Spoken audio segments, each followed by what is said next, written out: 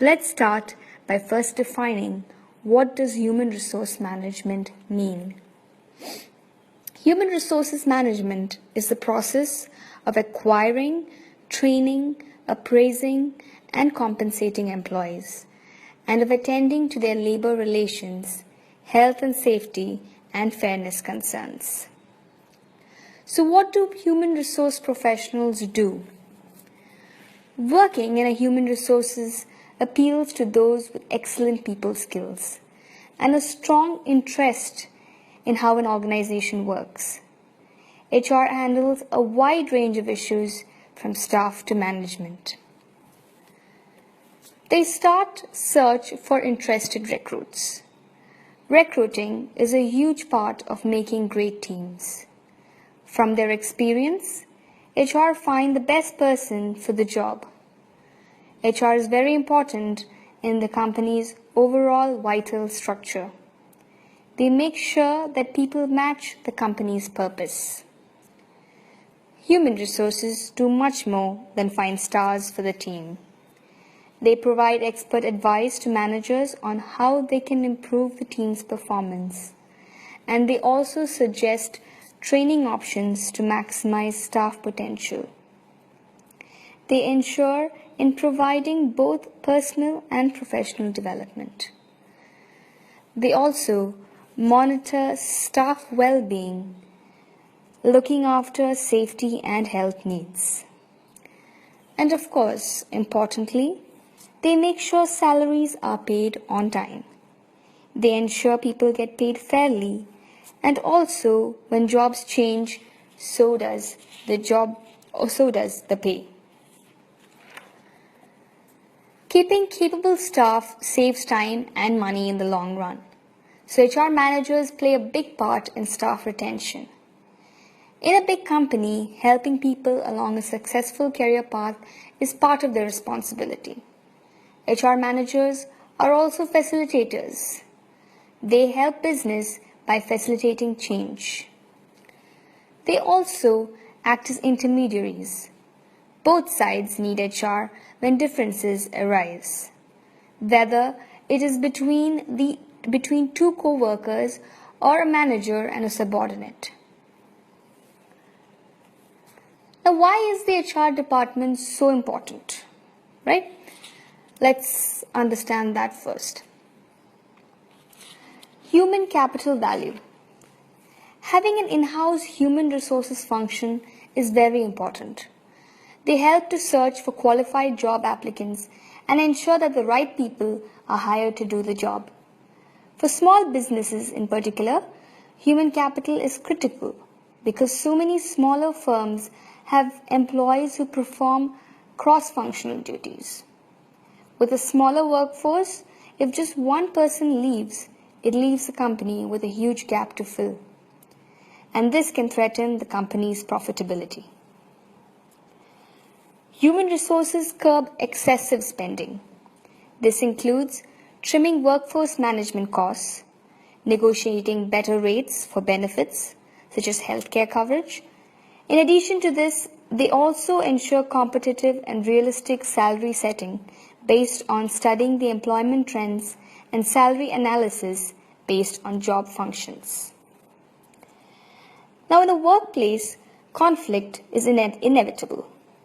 Given the diversity of personalities, work styles, backgrounds, and so on, a human resource manager or staff trained to handle employee relations can identify and resolve conflict between two employees or manager and employee and restore positive working relationships. Human resources also conduct assessment needs for organizations' current workforce. This helps them determine the type of skills training and employee development necessary for improving skills and qualifications. Training a resource is much less expensive than the cost to hire an additional staff or more qualified candidates. It is also a strategy that can reduce turnover and improve employee retention. Employee satisfaction. Now, human resource specialists usually are charged with the responsibility of employee satisfaction. This is done through carefully designed surveys, focus groups, and exit interview strategy. HR determines what underlies employee dissatisfaction and addresses those issues to motivate employees.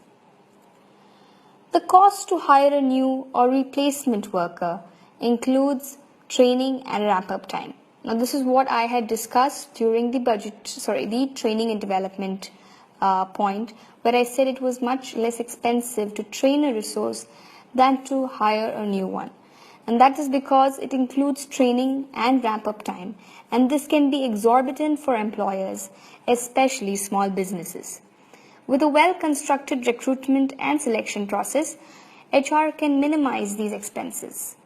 Expenses regarding advertising job postings, training new employees, and enrolling new employees in benefit plans. Human resource develops performance management systems. Without an HR person to construct a plan and measure performance, employees can wind up in jobs that aren't suitable for their skills and expertise. And what happens is employees whose performance falls below the employer's satisfaction can continue on the payroll, thereby creating wasted money on low-performing employees. Through succession planning, which the HR develops, the company identifies employees that are promising and have the capabilities and requisites to eventually transition into leadership roles. This is an important function as it can guarantee the organization's stability and future success. Now, coming to the last point, which is corporate image, which is very important because most of us would love to work in a company that is branded as the employer of choice, right?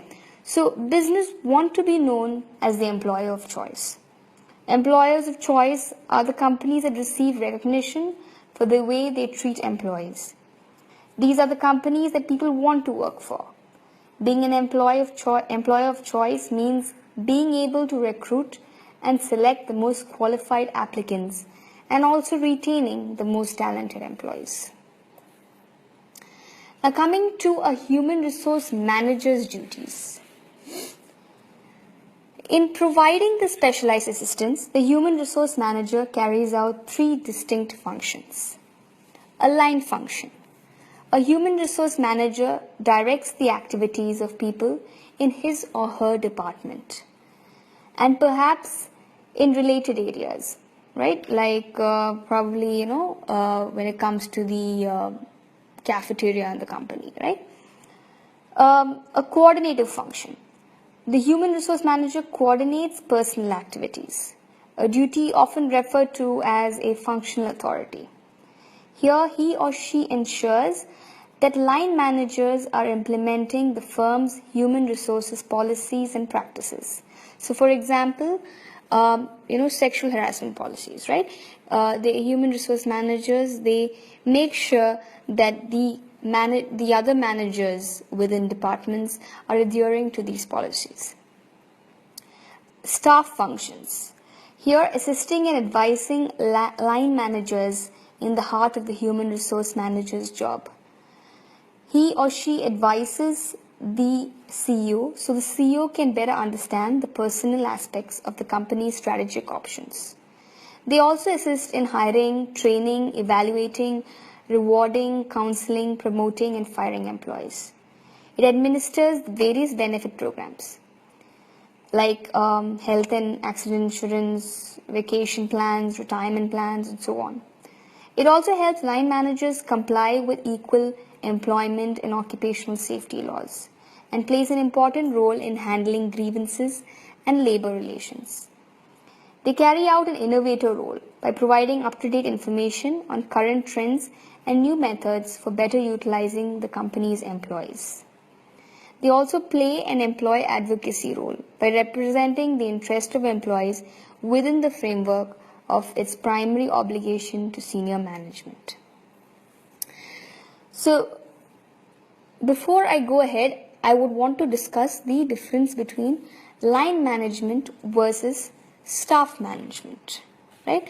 If you just look at the figure, the dotted line represents staff authority, whereas the solid lines represent line authority. Now, if you see where the solid lines lead to, it is either from a president to a legal advisor, or the president to the various vice presidents, or from vice presidents to the supervisors or the department heads.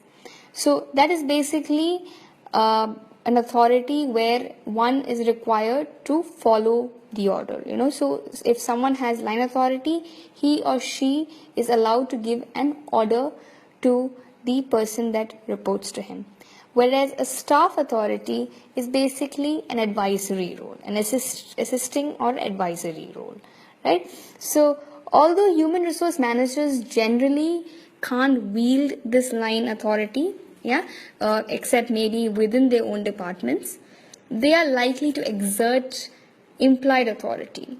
Now, what does this mean? This means that, this is because line managers know that human resource managers have top management's ear in areas like testing and affirmative action. So, in a way, line managers adhere to the policies, adhere to the practices that are set out by human resource managers, because at the end of the day, they are working towards the development of the overall company. Moving on. Human resource management specialities, right? And now these are emerging trends, emerging jobs within the human resource management. We would be discussing more on the trends of human resource management in the next chapter, and you would see how human resource management has evolved over the years and over the centuries.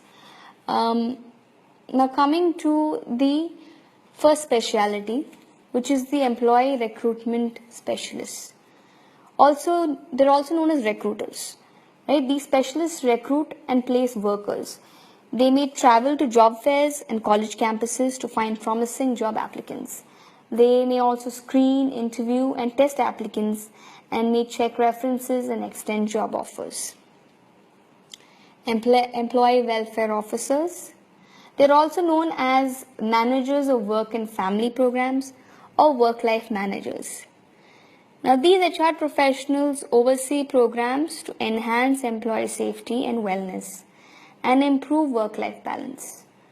They may manage occupational safety and health standards and practices, health and physical fitness plans, medical examinations, flex time programs, food service and recreational activities, child care and elder care programs, and counseling services. Now, those of you who are thinking of compensation managers, these HR workers develop, implement, and administer a company's rewards and benefits policies, including salaries, bonuses, pensions, life insurance, and sometimes medical insurance packages. Training specialists. Now, these HR specialists conduct and supervise training and development programs for employees. This specialty is now splintering into even more specialized human resource jobs today, such as an organizational development consultant and training and development manager.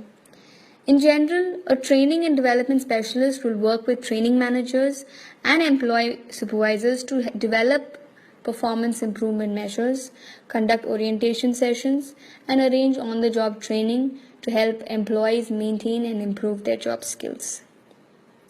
Now, human resource information system analysts are professionals who coordinate, communicate, and implement changes to the HR information systems. They can also move up to positions of HRIS managers, HR managers, and senior business analysts. Labor relations specialists advise management on all aspects of union management relations. They ensure that labor disputes and grievances are minimized by developing and maintaining effective and proactive procedures. They facilitate the fair application of workplace policies and labor relations. so labor legislations. I'd like to end this session and thank you for listening in. And I hope you enjoyed the session. Stay tuned for more. My next session would be focusing on the trends shaping the human resource management.